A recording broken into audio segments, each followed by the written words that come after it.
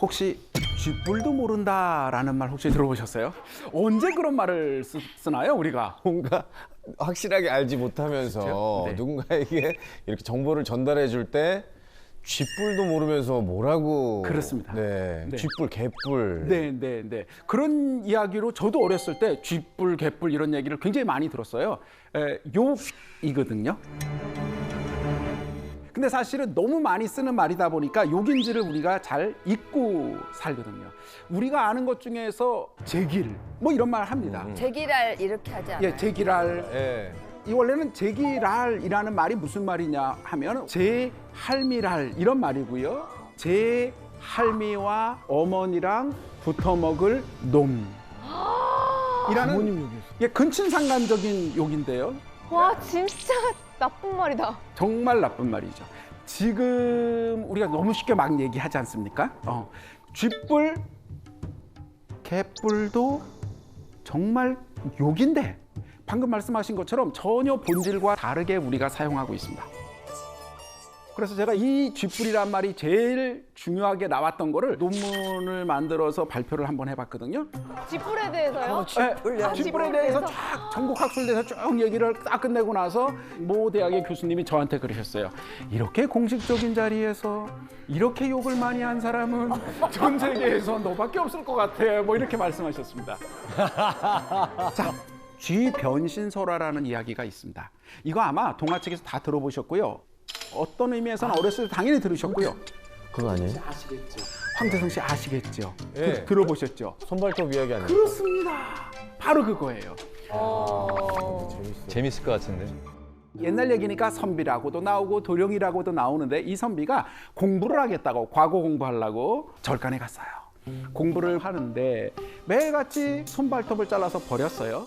어느 날 3년 정도 있다가 집으로 돌아왔어. 자기하고 똑같이 생긴 녀석이 우리 집을 차지하고 살고 있는 거예요. 그래가지고 네가 진짜냐? 내가 진짜냐? 계속 싸우는 거예요. 자, 부인뿐만 아니라 이 선비의 엄마, 아버지까지 다 해서 누가 진짜냐, 가짜냐 막 싸우다가 결론적으로는 진짜가 가짜 판정을 받고 쫓겨나요. 아니 왜 진 거야 걔는? 방법이 여러 개가 있을 텐데. 그러게, 예. 아유. 지기도 쉽지 않은데. 이런 거예요. 너 어디 여기 점 있니? 해서 옷도 벗어보고 그러다가 뭐 어떤 질문이 나오냐면 야, 우리 집에 젓가락이 몇 개야? 숟가락이 몇 개야? 그거 몰라야지 정답 아닙니까? 그러게요. 그런데 젓가락과 숟가락 숫자를 알고 있는 가짜가 얘기를 하니까 어머, 네가 진짜구나 라고 해서 이 진짜를 쫓아내는 거죠.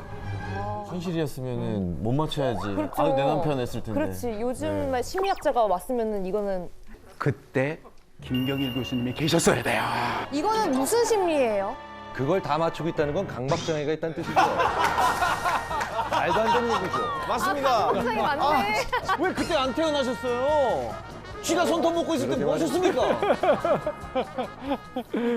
그래가지고 쫓겨난 애가 다시 갈 데가 없으니까 절로 갑니다. 막 엉엉 우니까 대사님이 부적을 하나 탁 써주시면서 거기서 기르는 고양이 하나를 딱 주세요. 그래서 이제 고양이를 들고 가가지고 집으로 가서 집에 있는 그 가짜 앞에다 고양이를 휙 던지니까 얘가 원래 쥐였던 거예요.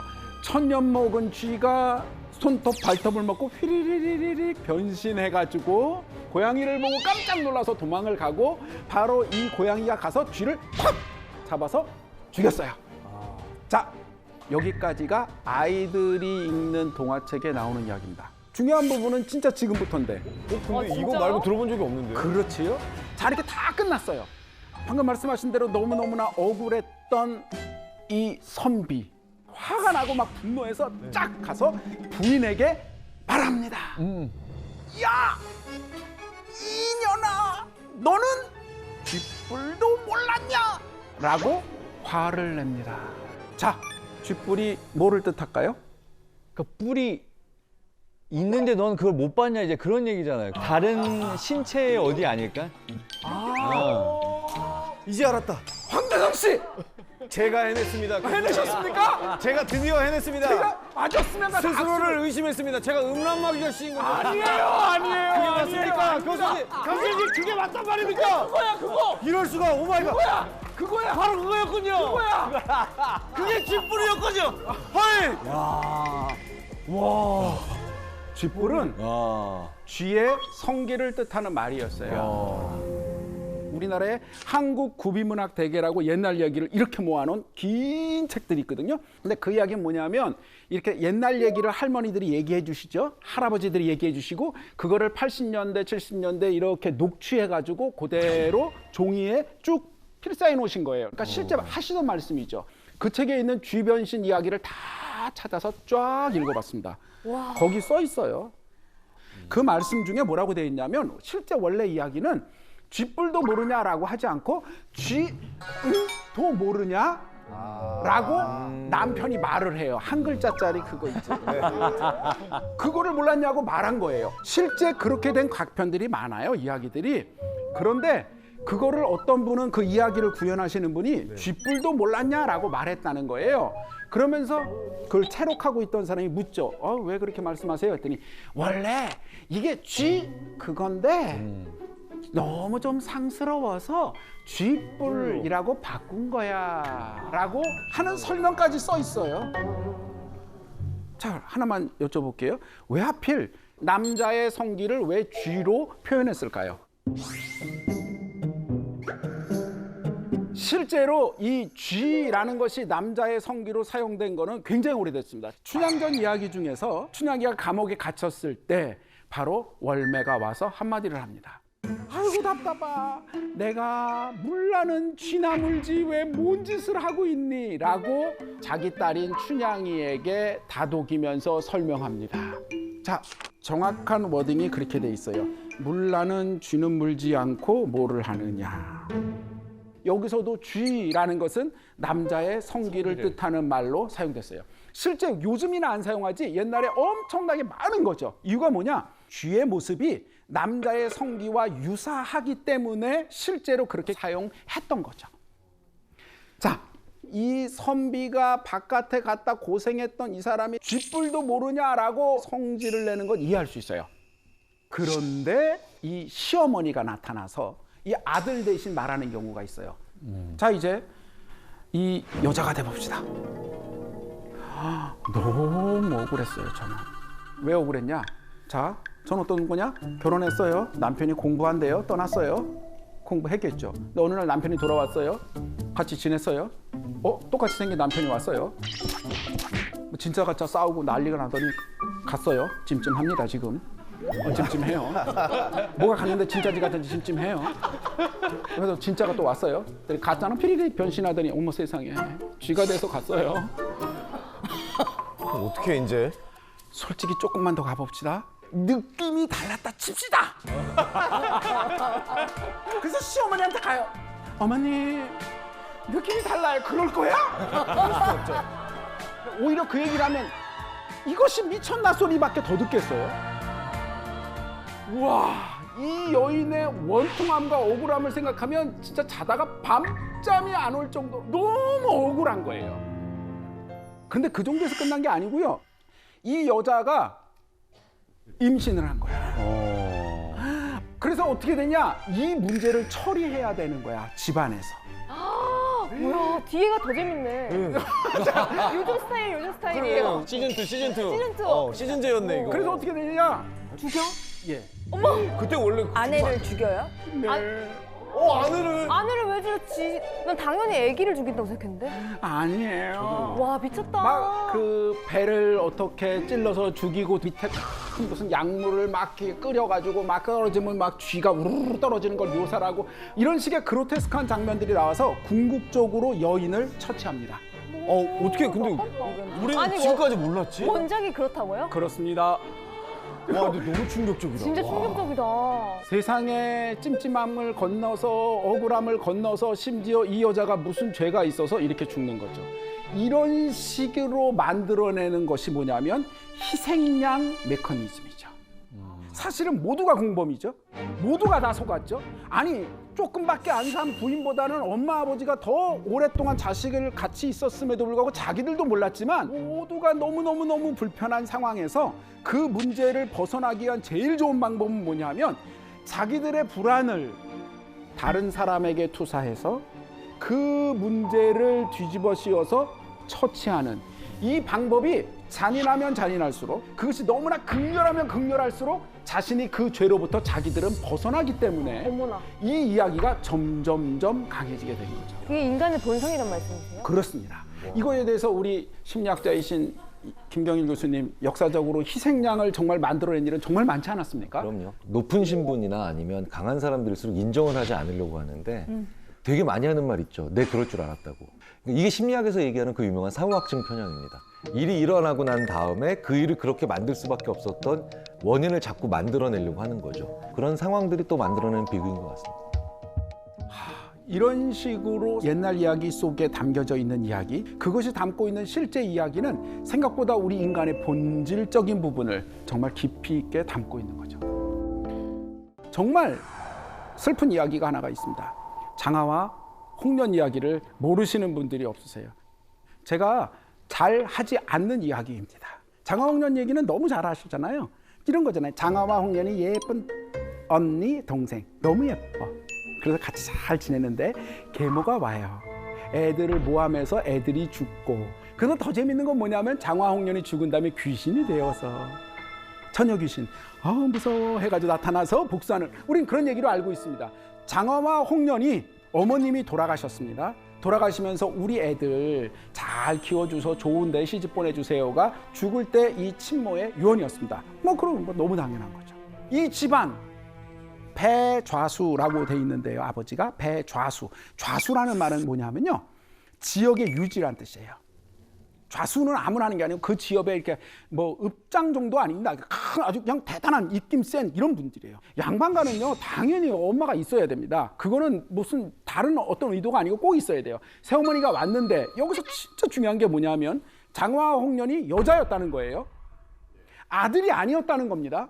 전처의 소생이 아들이에요. 그럼 얘기가 좀 많이 복잡해집니다. 자, 전처 자식의 장하 홍련 딸이 있고요. 후처가 왔습니다. 그래서 후처가 와서 아들을 낳아요. 아들이 있어요. 자, 이 배자순의 집을 누가 이을 것이냐? 당연히 계모, 첩이 아닙니다. 첩과 계모는 다릅니다. 보통 이게 옛날 얘기에 가장 많은 게 처첩 갈등이에요. 처와 첩이 싸우는 거예요. 그건 다 집안 내 주도권 싸움이거든요. 그런데 주도권 싸움이 될 때 제일 중요한 건 아까 전에 말씀드린 것처럼 자식을 어떻게 낳느냐예요. 딸이 중요하잖아. 아들 낳는 거거든요. 근데 전처의 자식들이 아들이 아니라 뭐라고요? 딸, 둘. 걔네들은 뭐예요? 시집.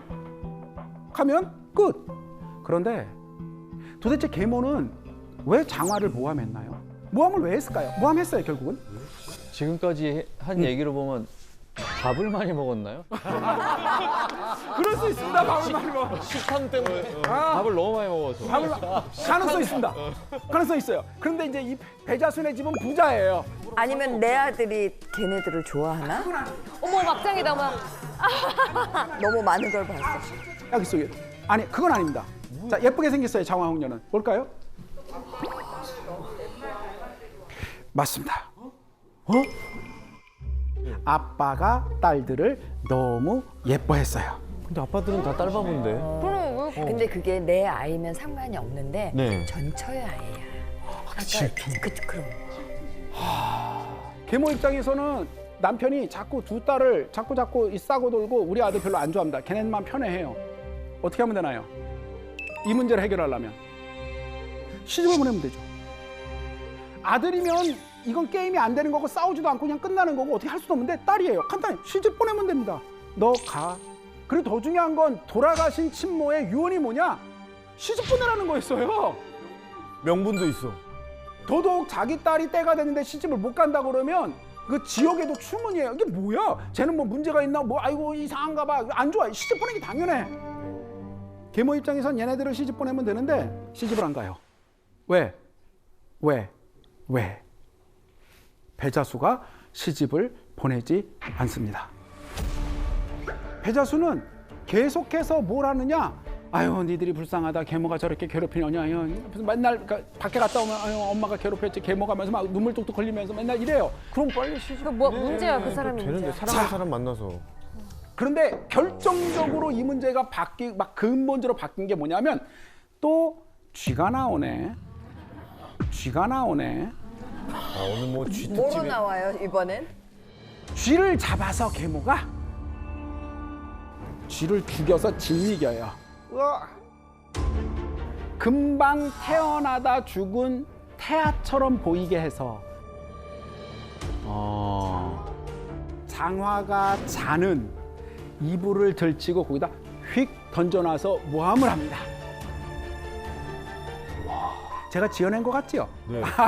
실제로 이게- 옛날 이야기 속에 다 있는 겁니다. 읽은 적이 없는데. 와. 자, 그리고 나서 어떻게 되느냐?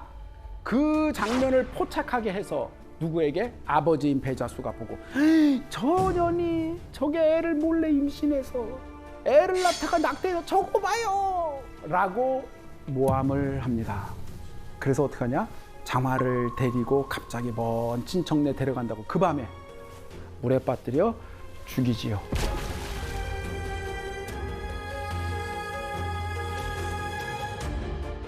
그래서 장화가 죽습니다. 홍련도 나중에 결국 따라서 죽습니다. 제일 중요한 건 아버지는 왜 그랬을까 하는 거예요. 자, 여기서 아버지가 됩시다. 아버지가 돼봤어요? 아니, 얘가 그랬어. 이런 문제가 있어. 장화는 자고 있어. 얘는 한마디도 안 해. 깨우겠죠. 넌 뭔 짓이야. 이거사! 도대체 너는 무슨 짓을 해서 이게 무엇이냐? 왜냐하면 아까 이저 딸하고 친밀감이 하나도 없는 거라면 그렇게 분노하고 대충 그렇게 처리하는 부모들 많았는데 얼마나 친했는데요. 매일 박경하고 니들이 참아라. 너희들 불쌍하다. 눈물 뚝뚝뚝뚝뚝뚝. 그럼 그쯤 되면 가서 죽여라라고 결정하기 전에 너 왜 그랬어라고 깨워서 물어보는 게 너무 당연하잖아요. 안 그러고 그 밤에 일사천리로 해결해버립니다. 왜 그랬을까요? 자, 배자수가 갑자기 그렇게 끼고 돌다가 도대체 왜 장화와 홍련을 일찍 시집 보낼 나이가 지났음에도 불구하고 시집을 보내지 않았다 가장 큰 이유는 정답은 저는 모르지만 그럴 가능성이 가장 높은 건 사실은 이 이야기는 근친상간적 문제가 베이스에 깔려있는 이야기일 가능성이 매우 높습니다. 진짜 여자로 살아간 거예요? 홍련도 나중에 결국 따라서 죽습니다. 왜 그럴까요? 장화가 죽고 난 다음에 홍련은 왜 자살을 할까요? 그 이유는 뭐냐면 저 문제가 이제 그 다음에 어떻게 움직일지를 홍련은 생각하지 않을 수밖에 없는 거죠. 자기한테 오는 거. 그렇습니다. 그래서 홍련이 더 중요한 건 잊지 마셔야 될 건 배자수는 알고 있어요. 뭘 알고 있느냐? 자기도 걸려있는 것 같은 그 문제, 성관계의 문제, 낙태의 문제, 이 문제는 자신이 정말 두려워할 이야기인 거고 사실 계모는 그 약점을 정확히 잡았기 때문에 그 밤중에 일사천리로 해결할 수 있었고 더 비극인 건 뭐냐면 실제 그런 얘기는 조금 죄송한 얘기지만 장화홍련 이야기는 실제 있었던 이야기입니다. 실화예요? 예, 실화입니다. 많았어요. 조선시대 왕조실록이나 옛날 사람들의 문인이나 기록을 보면 제가 지금 말씀드리려는 이 결론 같은 이야기들이 꽤 많았고요. 언제든지 인간이 사는 곳에서 탐욕과 추악함을 가지고 기생하려고 하는 수없이 많은 자들 속에서 있을 수 있는 문제였던 거고 이야기가 되어서 우리들에게 의미를 가지게 하는 것이었습니다.